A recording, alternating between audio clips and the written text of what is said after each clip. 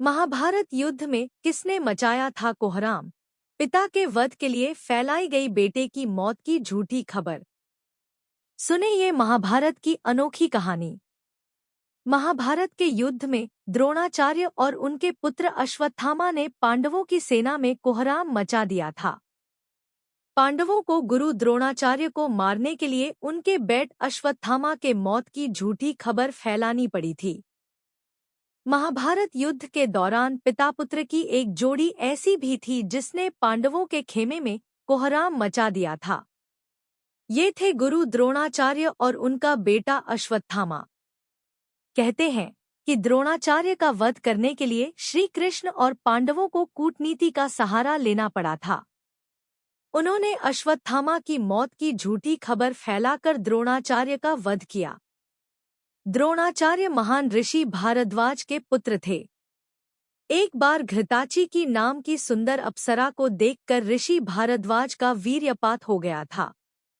ऋषि ने अपने वीर्य को एक द्रोण मिट्टी के बर्तन में रख दिया। उसी से द्रोणाचार्य का जन्म हुआ। द्रोणाचार्य धनुर्विद्या में पारंगत थे।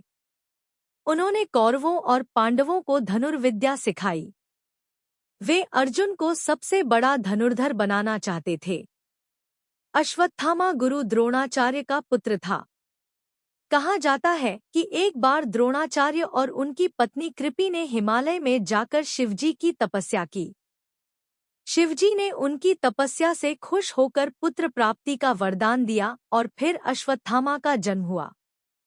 अश्वत्थामा अपने पिता की तरह शास्त्र और शस्त्र विद्या में पारंगत था। महाभारत युद्ध में द्रोणाचार्य और अश्वत्थामा की भूमिका। वैसे तो द्रोणाचार्य कौरव और पांडव दोनों के गुरु थे, मगर महाभारत युद्ध में उन्होंने हस्तिनापुर के सिंहासन का पक्ष लेते हुए कौरवों की तरफ से लड़ाई की। उन्होंने युद्ध में कई बार कौरवों की सेना का नेतृत्व भी किया।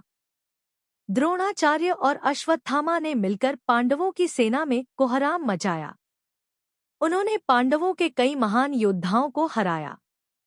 महाभारत काल में चंद लोगों को ही चक्रव्यूह की रचना और उसे भेदना आता था। द्रोणाचार्य उनमें से एक थे। दुर्योधन के कहने पर द्रोणाचार्य ने ही युद्ध में चक्रव्यूह की रचना की।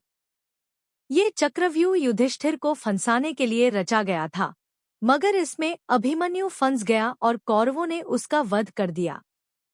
जब छल से हुआ गुरु द्रोणाचार्य का वध। पौराणिक मान्यताओं के अनुसार द्रोणाचार्य का वध करने के लिए पांडवों को छल का सहारा लेना पड़ा।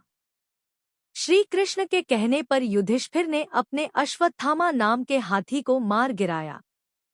फिर खबर फैला दी कि अश्वत्थामा का वध हो गया है।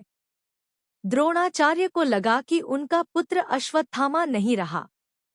उन्होंने तुरंत अपने सभी अस्त्र शस्त्र त्याग दिए। इस मौके का फायदा उठाकर धृष्टद्युम्न ने द्रोणाचार्य का सिर काटकर उनका वध कर दिया। पिता की मौत से आग बबूला हो गया अश्वत्थामा। कहते हैं कि अपने पिता की मृत्यु की खबर सुनकर अश्वत्थामा आग बबूला हो गया। उसके सिर पर खून सवार हो गया।